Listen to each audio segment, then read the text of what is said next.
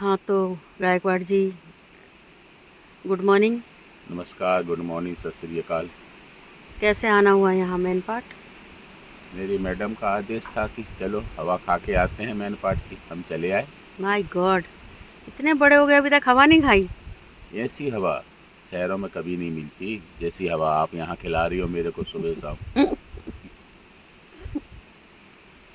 क्या करते हैं वैसे ये इतने सुहाने मौसम में और इतनी शांति भरे माहौल में मन कैसे लगता है? सच्ची बताएं, हम्म। सुबह सुबह 6 बजे उठते हैं, सूरज देवता को प्रणाम करते हैं और आपके हाथों की मीठी चाय पीते, क्या चाय बनाते हो, वाह वाह वाह। और फिर उसके बाद धूप सेंकते हैं, तो इस धूप में विटामिन डी मिल जाता है, शुद्ध हवा मिल जाती है। और आपकी मीठी मीठी बातों से तो कानों में जो है ना मिश्री घुल जाती है मैडम। अच्छा। जी। हम्म, बहुत बढ़िया। फिर कुछ मन होता है कहानी कविता लिखने का? एकदम से ऐसे लगता है कि एक उपन्यास लिख दूँ।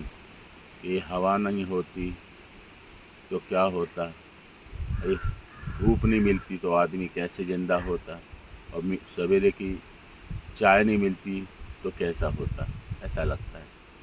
वैसे आपने 6 किताबें आपकी पब्लिश हो चुकी हैं जी। और अगला आपका क्या लिख रहे हैं, मतलब मैं लिख कोई रहा हूँ। विषय जी चुना हो आपने?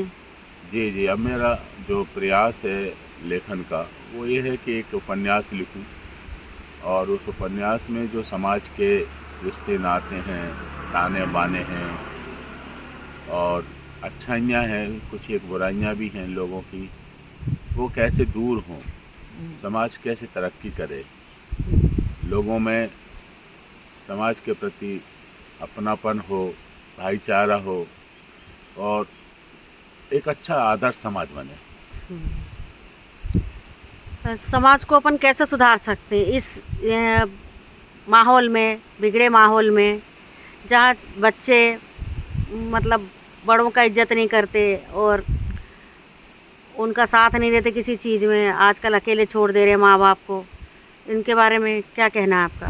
कुछ लिखेंगे इसके बारे में आप अपने बहुत अच्छा, आने वाले अंक में? बहुत अच्छा प्रश्न है आपका, और इस विषय में मैं जितना लिखूंगा मैडम कम होगा, क्योंकि हुआ यह है कि जो आधुनिक अम, शहरीकरण हुआ है, बाजारीकरण जिसे बोलते हैं, कि हर आदमी सोचता है कि बहुत सा सारा सामान खरीद लें, बहुत सारी चीज़ें जो है इकट्ठी कर लें।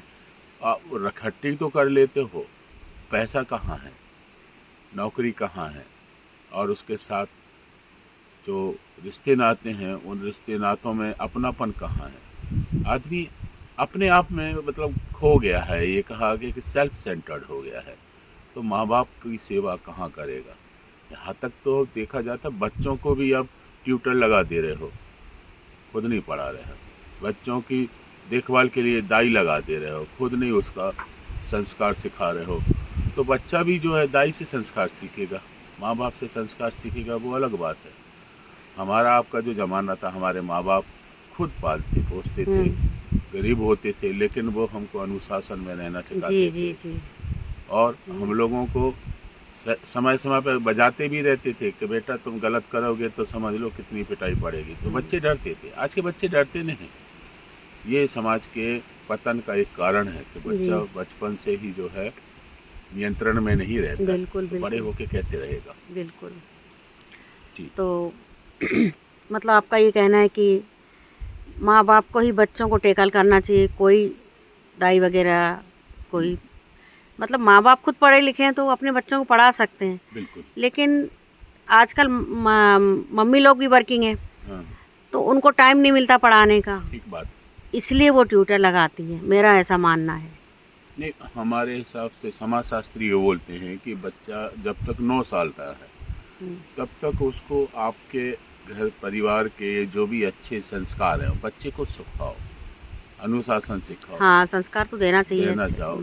और जब बच्चा जो बड़ा हो जाए, दुनियादारी में उसको जाना है और उसके साथ रहना है, तो दुनिया को सीखे। तो जो सक्षम लोग हैं वो बच्चों को हॉस्टल में डाल देते हैं, और हम्म। कुछ लोग होते हैं वो बच्चों का ट्यूशन भी लगा देते हैं। कोई संगीत सिखाता है बच्चों को, कोई चित्रकारी सिखाता है, तो इस तरह से बच्चों में एक कला विकसित हो जाती जी है। जी।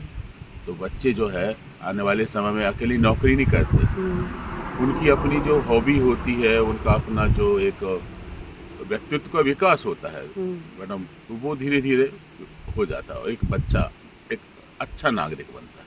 हाँ, व्यक्तित्व का विकास होना बहुत ज़रूरी है। जो संस्कार बचपन में दिए जाते हैं वो जी। वही संस्कार हैं, बड़े तक चलते हैं। बराबर। और बड़े में आप संस्कार नहीं दे सकते, जी क्योंकि बच्चे जब बड़े होते हैं तो वो अपने मन के हो जाते हैं, फिर आप वो अपने को सिखाने, बड़ों को सिखाने लगते हैं।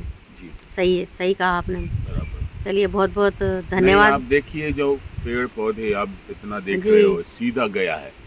अब ये सीधा गया है क्योंकि बचपन में जब अगर ये टेढ़ा रहा होगा तो उसको लकड़ी का सहारा देके सीधा कर दिया होगा। अब इतने बड़े सीधे पेड़ को अब कोई मतलब ना तो टेढ़ा कर सकता है ना, और ना ही इसको कोई जो है सुधार सकता है। बिल्कुल सही। लेकिन बच्चों को बचपन से ही अगर कुछ श्रृंखला होती है, कुछ अनुशासनहीनता है, और उनको सिखा दिया जाए कि नहीं बेटा आपको ये काम नहीं करना है, ये अच्छा काम नहीं है, तो बच्चे सीख जाते हैं, धीरे धीरे अच्छे नागरिक बन जाते हैं। ऐसा मेरा सोचना है। नहीं, ठीक सोचते हैं आप। और बाइबल में भी लिखा है कि जो माँ बाप बच्चों पर छड़ी नहीं चलाते बराबर। वो उनके दुश्मन होते हैं। बहुत सही, मैं आपसे सहमत हूँ। और आप श्रीमती सरोज गायकवाड़ आदर्श समाज स्वप्न साकार संस्था की अध्यक्षा भी हैं, संयोजिका भी हैं, और आपने बहुत सारे ऐसे अच्छे माने सुधार के काम समाज के लिए किए हैं। आपने मेरा इंटरव्यू लिया, इसके लिए धन्यवाद। धन्यवाद madam. Most welcome, thank you.